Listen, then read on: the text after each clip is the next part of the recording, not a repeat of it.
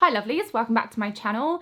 Today we're going to talk about one technique of many, so just one technique that might be helpful to you if you find that you are consistently and regularly self-soothing yourself or trying to calm down overwhelming emotions using food, because bearing in mind a little bit of this is completely normal. Every once in a while it's completely normal. We all do it, but I'm talking about when it becomes the only way that you know how to calm yourself down from an overwhelming emotion, then that's when it starts to not lend itself to a healthy relationship with food. Disclaimer, this is not me telling you what to do at all. This is just a suggestion, something that you might want to look into, maybe something that you are welcome to try. It certainly isn't the only technique that can help deal with this sort of emotional eating, and also this is never a substitute for professional advice or individual care. There's no way that it could be. But if you deal with this type of emotional eating, because there are so many types of emotional eating, but if you are the type of eater where you feel an overwhelming emotion and the first thing that pops into your head, the first thing that you feel driven to go and do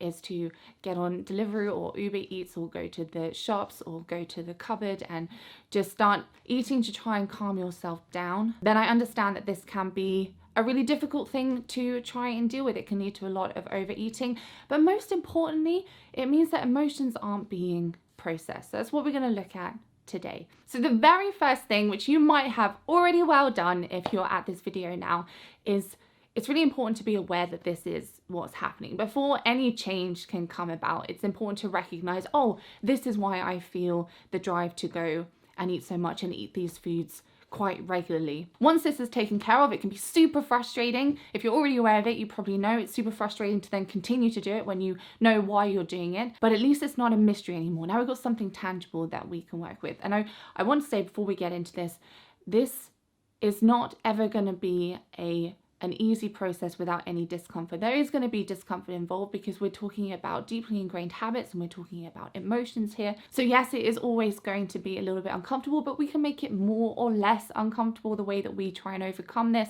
or move past this, and we can make it more or less effective depending on the approach that we take. Most of us try and approach this with brute force because we see the issue as being with food. So we go on a diet, just that's it. From now on, no more cookies for you. Diet starts tomorrow. This can be very uncomfortable, and let's be honest, it's not very effective. The reason why is it doesn't address the reason why this is happening in the first place. Now, if food is the only way that you are able to, at the moment, soothe yourself or calm yourself down, then what's going to happen if we just suddenly get rid of food? Understandably, you might be left just kind of flailing around with your emotions, maybe feeling super anxious, super overwhelmed. Understandably, this is going to be a really difficult thing to just approach with brute force and willpower because it's just going to leave us feeling really stressed out. We might be able to do it for a little while, but eventually the underlying issue has to be addressed. So I'd like to start looking at this maybe a little bit more objectively and hopefully a little bit more effectively. So the first thing that we really need to leave at the door is this idea that a diet plan or cutting out foods is gonna be the answer, because long term it's just not going to work like that. I know it seems less glamorous to take a more kind of step-by-step or long-term approach. I know you will drastically increase your odds of a year or 2 years from now having gone out of this cycle if you take a step-by-step and a more gradual approach, because otherwise you can end up getting stuck in this circle, and I know that's not what any of us want. So it's really important, first of all, to understand that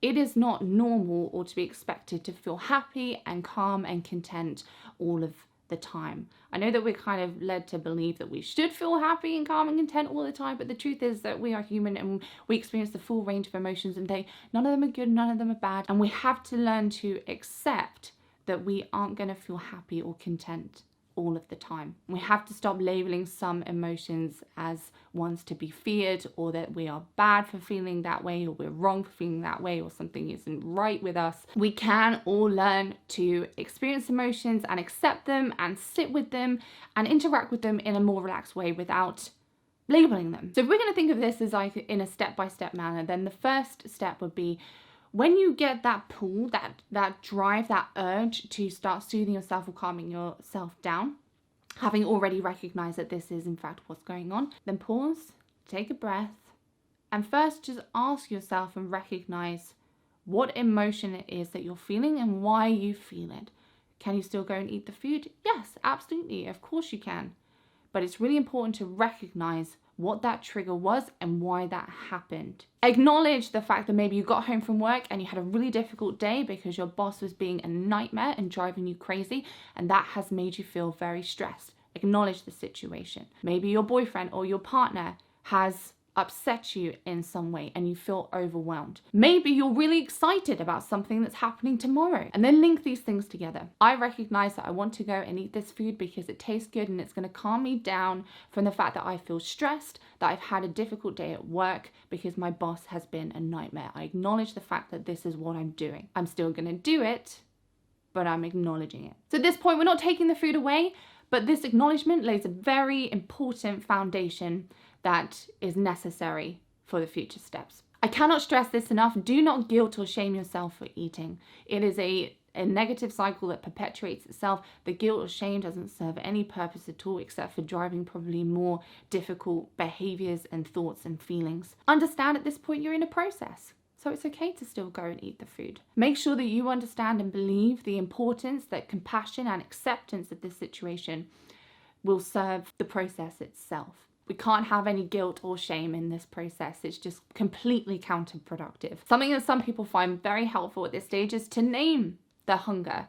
So you've got physical hunger, low energy hunger, then you might have stress hunger, you might have excitement hunger, you might have sadness hunger, you might have angry hunger. Then once you've done all of this acknowledgement and acceptance and you still want to go and eat, then please do so, but do so in a very relaxed and calm and permissive way. Enjoy your food, slow down your eating, give yourself permission to, and even better, eat without distraction. By the way, please bear in mind that I do understand that this is a very complex and nuanced topic, and I really don't mean to trivialize it by trying to condense this all down into one YouTube video. So if you have any other questions or things that you want me to touch on, I'm more than happy to do so. Just leave those questions or comments down below. When we have become more in tune with our emotions and acknowledging the situations at hand, we can start to practice getting comfortable feeling uncomfortable. Because as I say, feeling uncomfortable, feeling sad or down or overwhelmed is a natural part of being human. It's a natural part of life. It's going to happen. And a lot of us really struggle to sit with this and accept it. There is a lot of power in being able to become someone that can accept feeling uncomfortable. So the next thing that you can do is just begin to sit with it. Sit with these emotions. Once you've recognized why it's happening, yes, you can still go and eat the food, absolutely. But first, practice going longer and longer periods of time of sitting with the emotion, observing the emotion and its causes without becoming the emotion. There is a very big difference between I'm angry and I recognize I feel angry. Not many people have ever mastered the skill of getting comfortable, being uncomfortable, and accepting and sitting with their perceived negative emotions. And if this is a skill that you can build up, it will serve in so many areas of life. It can lend to a huge amount of self-control and self-efficacy. Again, at this point, once you've been sitting with it, you can still go and eat, but again, in a relaxed way, in a permissive way, enjoy the food, be mindful, do so without distraction if possible, and do not guilt or shame yourself. The next step that you can move on to, if you would like to, is then beginning to ask yourself, is there something proactive I can do to care to this need that I have, to tend to this need that I have? In a more proactive way. Knowing how to serve these needs and tend to these needs may be very difficult if we've been using food to soothe ourselves or manage our emotions for a long period of time. That would be understandable, but persist with asking the question, how can I proactively tend to this need? What can I do? You can still go and eat afterwards, but you will become more skilled at this as you persist. So it might go something like this. I recognize that I feel lonely because I haven't seen any of my friends in over a week and my partner is away.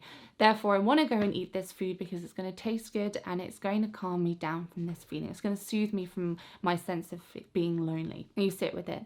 You observe those feelings without becoming those feelings. And then you say, okay, I can still go and eat this food, absolutely. But first, what can I do proactively to tend to this need of feeling lonely?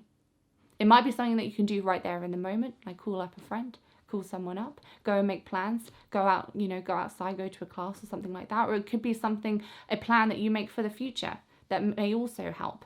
If you make plans to see your friend next week, that can help you feel less lonely in this moment. Doing all of this so far has created a huge amount of space between the trigger and the reaction. And this is what has probably by this stage really began to change your default reaction. Emotional eating of any kind is just as much about habit and default as it is about the actual emotions and the food. So lastly, by this point, you may find that you're already at the end of it, not really interested in going and eating the food anymore. If you're acknowledging what you feel and why you feel it, if you have become skilled at sitting with your emotions and being comfortable, feeling uncomfortable, and just interacting with your emotions in a more relaxed way, observing them without becoming them.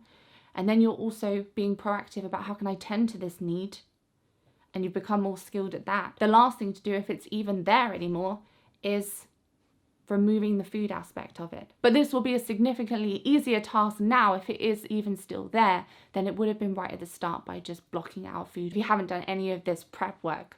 Beyond this, also remember that some use of food to self-soothe, to calm down, is really normal. And it's not alarming in any way. We all do it. It's just about the frequency of how often it's happening and if it is the only way of managing emotions, because that raises larger issues. What matters is that we're able to recognize, accept, and tend to our emotions and our needs in a more proactive way most of the time. Doesn't have to be all the time, just has to be most of the time. So do not beat yourself up or feel guilty if you turn to food every now and then still to soothe yourself. It's perfectly normal. Also, you will not be perfect at any of this from day one. It's really important to be flexible. When you can be flexible, it increases your odds of being successful over time by an infinite amount. If you can accept that sometimes you won't do this, you won't be able to do this, you'll have a lapse, and you don't catastrophize that lapse, you don't let a lapse turn into a collapse, then you'll be just fine. But that is a skill in its own right to learn, one that we can talk about in another video. All or nothing thinking is not our friend. Flexibility, problem solving, compassion and patience, and consistency over the time. Those are our friends. Okay guys, that's all from me today. If you have any questions, leave them down below, but I hope this was helpful in some way to you. Take care of yourselves. I'll see you in the next one. Bye for now.